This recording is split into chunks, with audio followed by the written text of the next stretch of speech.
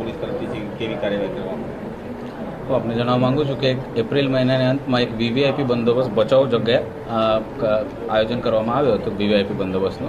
આ વીવીઆઈપી બંદોબસ્તમાં એક પોલીસ કર્મચારીઓને એક વિડીયો ઘણા બધા ઇલેક્ટ્રોનિક માધ્યમોમાં અને મીડિયામાં વાયરલ થયો હતો. આ વિડીયોમાં એક યુનિફોર્મ કર્મચારી એક નશાની હાલતમાં ગાડીમાં બેસેલો હતો અને પછી જ્યારે એમનો સામનો કરવામાં આવ્યો ત્યારે ગાડી લઈને ભાગી જાય છે.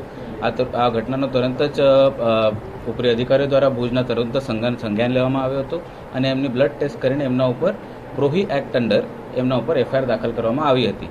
એવું કોઈ શિસ્તબદ્ધ ખાતામાં એવું કોઈ કરતા હોય તરત જ અમારી પણ એ પણ ફરજ છે કે ખાતાકીય પગલાં પણ અમે એસપી સાહેબને અને જિલ્લા વડાને લેવા પડશે. એમની ખાતાકીય પગલાં અંતર્ગત એમનો સુરત ગ્રામ્યમાં ડીઓ થયો હતો, જેને ટ્રાન્સફર પણ કહી શકાય સાદી ભાષામાં. એમની ટ્રાન્સફર સુરત ગ્રામ્યમાં કરવામાં આવેલ હતી, પણ એમનું વતન પાલનપુરમાં અહીંયા આરોમા સર્કલ પાસે એમનો ઘર છે, ત્યાં એમને એક અજાણ્ય કારણોસર પર કાર એમને સુસાઇડ કરી દીધી છે અને આ સુસાઇડની અત્યારે પોલીસ સ્ટેશનમાં અત્યારે એડી દાખલ થઈ છે અને એડીનો તપાસ અત્યારે પીઆઈ કેવી ચાવડા કરી રહી છે. હું આપણે જણાવવા માગું છું કે અત્યારે જે તે વખતે જે પણ એફઆઈઆર થઈ હતી એમાં ઈ સાક્ષ્ય એપ્લિકેશનમાં, મોબાઈલ એપ્લિકેશનમાં વિડીયો અંતર્ગત પંચનામા કરવામાં આવ્યો હતો, એમની બ્લડની ચકાસણી કરવામાં આવી હતી અને આ બાબતે સાયન્ટિફિક બેસિસ ઉપર એમની એફઆઈઆર દાખલ કરવામાં આવી હતી. તો અત્યારે એડીનો તપાસ પીઆઈ સાહેબ કરી રહ્યા છે અને હું આપને આગળનું જે કંઈ અપડેટ થશે હું આપને જણાવીશ.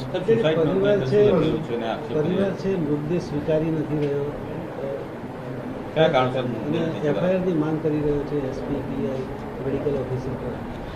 અત્યારે એવું જાણવા મળે છે કે અત્યારે પીએમ ઓલરેડી જે લાસ્ટ છે એનું પીએમ થઈ ગયું છે અને અત્યારે જે સમાજના લોકો થોડા ઘણા એમાં ભેગા થઈને એમની આગ્રહ છે કે અત્યારે તરત જ એમાં એફઆઈઆર કરવામાં આવે. પણ હું આપણે જણાવવા માગું છું કે બીએનએસની જોગવાઈ મુજબ જ્યારે પણ કોઈ અકસ્માત ડેથ થાય, કોઈ પણ એક્સિડેન્ટલ ડેથ થાય ત્યારે સૌથી પહેલાં પોલીસ એડીનું દાખલ કરે છે અને એડીમાં પછી કોઈ કોગ્નિઝેબલ ઓફેન્સ અગર નજરમાં આવે છે અથવા ફલિત થાય છે તો કોગ્નિઝેબલ બેસિસ ઓફેન્સના બેસિસ ઉપર પછી એફઆઈઆર બની શકે. પણ અત્યારે એડીનો તપાસ ચાલશે. સુસાઇડ નોટ અત્યાર સુધી પોલીસના કબજામાં સુસાઇડ નોટ આવી નથી. પોલીસને અત્યારે કાર્યવાહી ચાલુ છે અને જ્યારે પણ સુસાઇડ નોટ પોલીસ કબજામાં લઈ લેશે હું આપણે જણાવીશું સુસાઇડ નોટમાં શું લખ્યું છે. ઓકે.